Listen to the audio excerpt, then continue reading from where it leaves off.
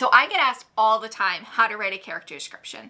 A lot of times you understand how to write a simulation and the objectives and all of those great things, but you never know what to include on the character description, what you shouldn't include, how much is too much information, what's not enough information. So today we're going to break it down and we're going to go through the most important things to include in a character description. The biggest thing that I see people leaving off their character descriptions is the interaction guidelines.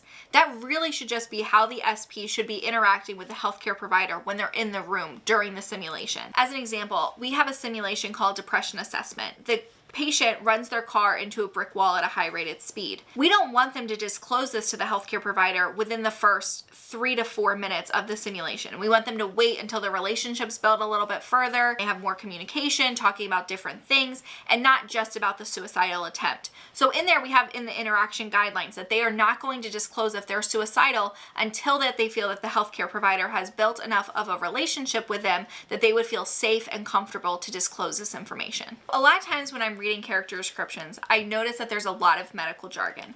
This can be really confusing for people who aren't healthcare providers. So if you use terms like HCP as healthcare provider or hypertension instead of high blood pressure, when someone's reading it, it can just cause a lot of gaps in what they're supposed to be doing as the character. So as much as you can, you want to use layman's terms so that they understand it. A lot of times what we do is have our simulated participants read through the character description and have the ability to ask questions about things that they don't understand, and then we'll re-edit it and then send it to all of the other simulated participants. On your character description, it's really great to include the objectives of the simulation. This really helps your simulated participant understand where the simulation should be going, what your goals are, and what you want to see out of them. So it really helps them to steer it in the right direction rather than kind of go down rabbit trails of areas that you're not wanting it to go. When you include it right on the character description, you ensure that your simulated participants are aware of the objectives before they head into simulation.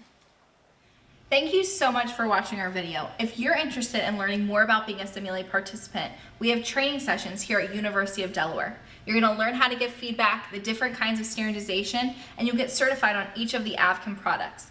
If you're interested in learning more about these training opportunities, contact your solutions consultant today. We'd love to see you here.